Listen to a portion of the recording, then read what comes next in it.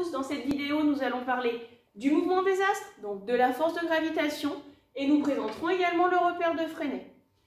Nous allons traiter toutes les questions classiques qui peuvent tomber dans un sujet type bac sur le mouvement des astres. C'est-à-dire que nous trouverons l'expression de la force de gravitation, les coordonnées du vecteur accélération dans la base de Freinet. Nous démontrerons que le mouvement circulaire est bien uniforme. Nous trouverons également l'expression de la vitesse, puis nous établirons l'expression de la période de révolution. La situation que nous allons étudier est la suivante. Donc nous aurons la Terre qui est l'astre attracteur, la Terre qui a un rayon RT, et l'ISS, la Station spatiale internationale, qui a un mouvement circulaire et qui est situé à une altitude h de la Terre. Donc je précise bien ici que le mouvement de l'ISS est un mouvement circulaire. Nous en aurons besoin pour la suite.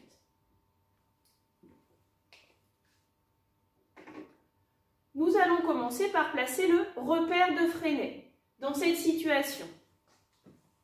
Je vous rappelle que le repère de Freinet est un repère mobile centré sur notre système, donc ici l'ISS. Il y a deux axes dans le repère de Freinet, l'axe UT, T pour tangentiel, donc qui est tangent à la trajectoire.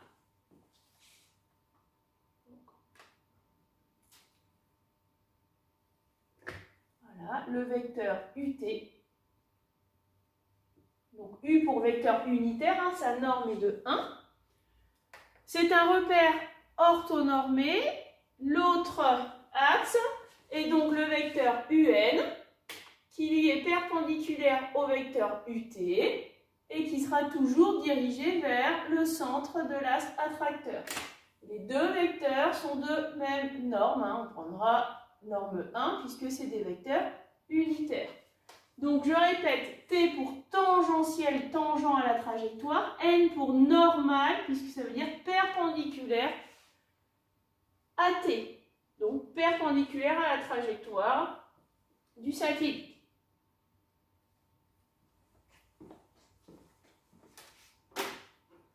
Nous allons pouvoir maintenant parler de la force de gravitation. La force de gravitation, vous avez connaissance de sa norme, de la formule pour calculer sa norme. Vous savez que la force de gravitation exercée par la Terre sur l'ISS, donc l'expression de sa norme, c'est la constante de gravitation grand G fois la masse de la Terre, je noterai ici mt pour la masse de la Terre, fois la masse de l'ISS, divisé par la distance entre le centre de la Terre et l'ISS au carré. Donc là, la distance, c'est le rayon de la Terre plus l'altitude h. Donc ce sera RT plus h au carré. Donc bien attention, souvent vous vous trompez, vous mettez juste h au carré. H, c'est l'altitude, c'est pris au niveau du sol de la Terre. Donc il ne faut pas oublier de prendre le rayon de la Terre. Donc RT plus h au carré. En première, vous avez vu que la force de gravitation était représentée par un vecteur. Ça va lui donner ainsi une direction et un sens. Vous savez très bien que cette force est attractive.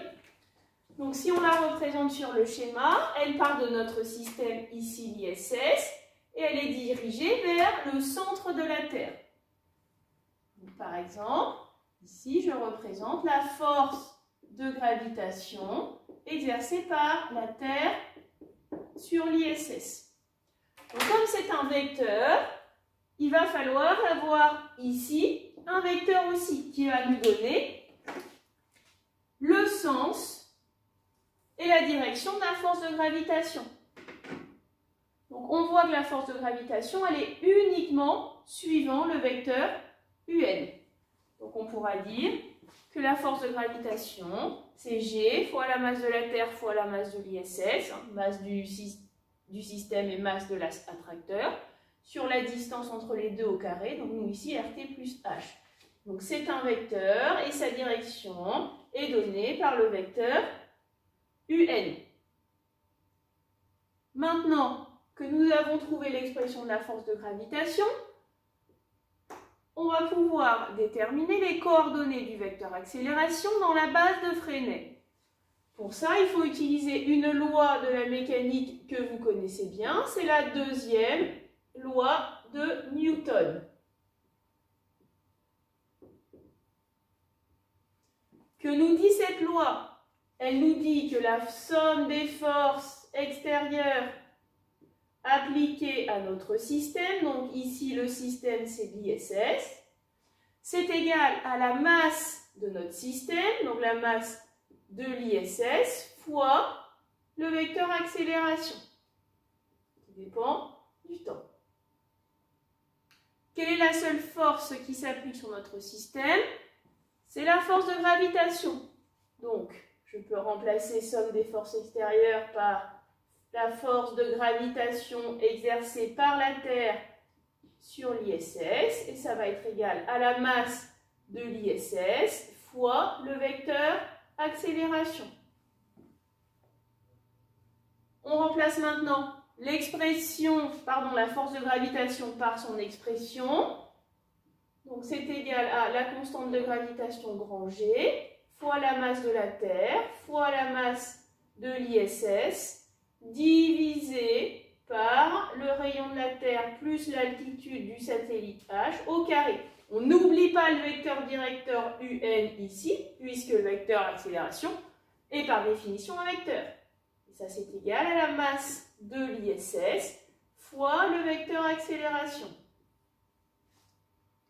Vous remarquez qu'il est possible de simplifier l'expression ici en simplifiant par la masse de l'ISS. Et on arrive donc à l'expression du vecteur accélération qui vaut G fois la masse de la Terre, donc il ne dépend plus de la masse du système étudié, sur le rayon de la Terre plus l'altitude du satellite au carré, suivant le vecteur UN. Je peux donc écrire maintenant les coordonnées du vecteur accélération dans la base de Freinet, c'est-à-dire la coordonnée suivant l'axe T, suivant UT, suivant la tangente, l'axe tangentiel à la trajectoire. Donc, si on regarde l'expression ici du vecteur accélération, on voit bien qu'il est orienté uniquement suivant UN. On n'a pas de coordonnées suivant UT, on n'a pas quelque chose plus G fois masse de la Terre sur RT plus H au carré suivant UN, plus quelque chose suivant UT. Donc, la coordonnée du vecteur accélération suivant T, ça va être 0, et suivant N, ça va être G fois masse de la Terre, masse de l'astre attracteur, sur la distance entre le centre de la Terre et le satellite. Et on a ainsi les coordonnées du vecteur accélération dans la base de Freinet. Maintenant que nous avons établi les coordonnées du vecteur accélération dans la base de Freinet, nous allons démontrer que la vitesse est uniforme et nous allons déterminer son expression. Pour cela, il est nécessaire d'utiliser les coordonnées du vecteur accélération dans la base de Freinet. Donc, vous devez apprendre par cœur que pour un mouvement circulaire,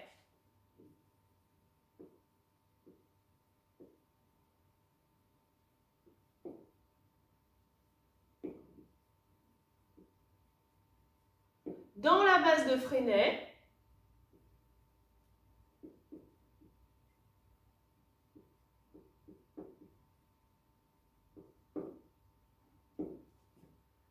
les coordonnées du vecteur accélération sont données par donc, le vecteur accélération suivant l'axe UT, donc AT, ça a pour expression la dérivée du vecteur vitesse par rapport au temps. Et la coordonnée du vecteur accélération suivant l'axe UN, c'est égal à la valeur du vecteur vitesse au carré divisé par la distance entre le centre de la Terre et le satellite. Donc ici, RT plus H. Donc ça, c'est à apprendre par cœur. Comment on va pouvoir utiliser les coordonnées qu'on a trouvées à l'aide de la seconde loi de Newton et de la force de gravitation et l'expression des coordonnées dans la base de Freinet pour démontrer que la vitesse est uniforme? Eh bien, c'est simple. Ces deux vecteurs accélération sont le même vecteur et donc les coordonnées par identification sont égales. Donc on peut écrire par identification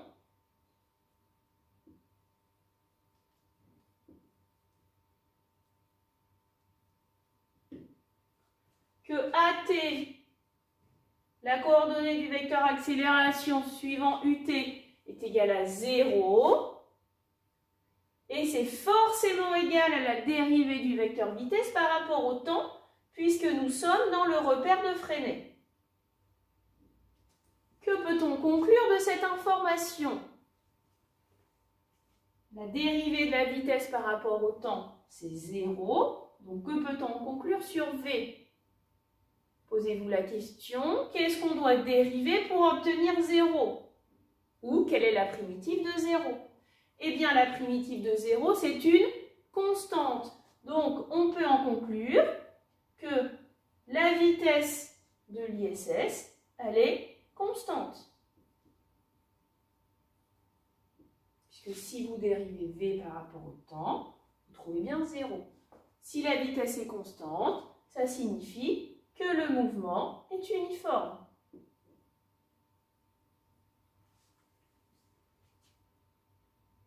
Donc, nous avons démontré ici que l'ISS a un mouvement uniforme. Déterminons maintenant l'expression de cette vitesse. Eh bien, ce sera toujours par identification, mais cette fois-ci, on n'identifie plus les coordonnées suivant l'axe UT, mais les coordonnées suivant l'axe UN. Et donc, on va pouvoir écrire que AN est égal à V carré sur RT plus H. Et c'est aussi égal à G fois la masse de la Terre sur RT plus H au carré. Pour trouver maintenant l'expression de la vitesse V, je vais me servir de cette égalité. Donc, j'ai V carré à gauche, je ne le touche pas. Ce qui m'embête, c'est RT plus H. Donc, je vais passer l'ensemble RT plus H de l'autre côté. Comme c'était une division, ça va devenir une multiplication. Et je vais pouvoir écrire que V carré, c'est égal à G fois la masse de la Terre fois RT plus H. On n'oublie pas les parenthèses, puisque c'est tout le dénominateur qu'on bascule de l'autre côté au numérateur. Et je divise par RT plus H au carré. Je peux simplifier ici au numérateur par RT plus H, puisqu'au dénominateur, j'ai RT plus H au carré. Et donc, ici, je barre le carré. Il n'y aurait plus que RT plus H à la puissance 1. Comment passer de V carré à V? Eh bien, je prends la racine carrée. Racine carrée de V au carré, c'est égal à V. Et c'est égal à la racine de toute cette expression, c'est-à-dire G, la constante de gravitation, fois ici la masse de la Terre, puisque c'est notre astre attracteur, divisé par RT plus H.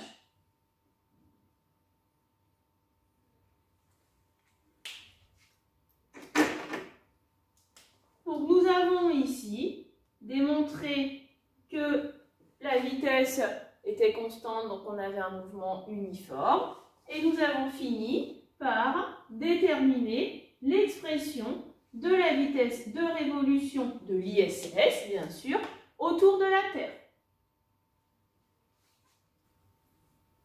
Maintenant que nous avons démontré que la vitesse était constante et que nous avons trouvé son expression, nous allons nous intéresser à la période de révolution du satellite pour trouver l'expression de la période de révolution du satellite. Qu'est-ce que c'est la période de révolution? C'est la durée au bout de laquelle le système, donc ici l'ISS, aura fait un tour autour de la Terre. Donc, vous allez me dire quel est le lien entre la période de révolution et ce qu'on a vu jusqu'à maintenant. Eh bien, on va utiliser une formule que vous connaissez depuis le collège, c'est la formule de la vitesse moyenne. Vous savez bien que V, c'est la distance parcourue divisée par la durée du parcours delta T. Avec D, une distance en mètres, et delta T, une durée en secondes. Bien, si nous réfléchissons ici sur la distance parcourue par l'ISS pendant une période, on rappelle, c'est la durée, la période, c'est la durée pour faire un tour autour de la Terre. Qu'est-ce qu'il a parcouru? Il a parcouru un cercle de rayon RT plus H. C'est donc le périmètre du cercle. Quelle est la formule pour le périmètre du cercle? C'est 2 fois pi fois le rayon. Donc ici, le rayon, c'est RT plus H. Et la durée pour laquelle il a fait un tour, eh ben, c'est par définition la période de révolution. Donc on a trouvé ici déjà la relation entre vitesse et période de révolution. Je l'écris comme V égale 2pi fois RT plus H sur T. Vous voyez qu'il est très simple de retrouver la relation entre vitesse et période de révolution. On utilise simplement l'expression de la vitesse moyenne et par contre, il faut que vous connaissiez l'expression du périmètre d'un cercle. Nous pouvons maintenant exprimer T en fonction de la vitesse. Allons-y. T est égal à 2 fois pi fois RT plus H divisé par V. Pour aller plus loin, on va pouvoir remplacer V par son expression. Donc on va aboutir à T égale 2 pi sur RT plus H divisé par racine de G fois MT sur RT plus H.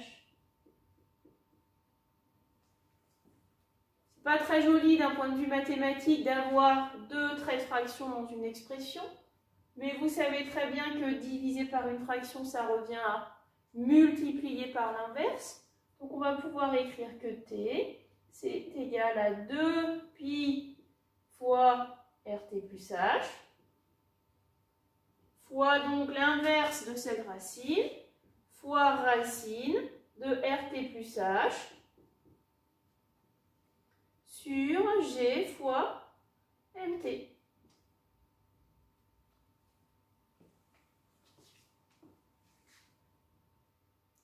Il est possible de rendre cette expression encore plus jolie d'un point de vue mathématique. Vous voyez bien qu'on a RT plus H fois racine carrée de RT plus H. Donc racine carrée, c'est aussi puissance 1/2. Donc on va pouvoir dire qu'on a RT plus H fois RT plus H à la puissance 1/2. Donc puissance 1 fois RT plus H à la puissance 1/2. Ça nous donne RT plus H à la puissance 3/2, puisque 1 plus 1/2, ça fait 3/2. Et on va donc aboutir à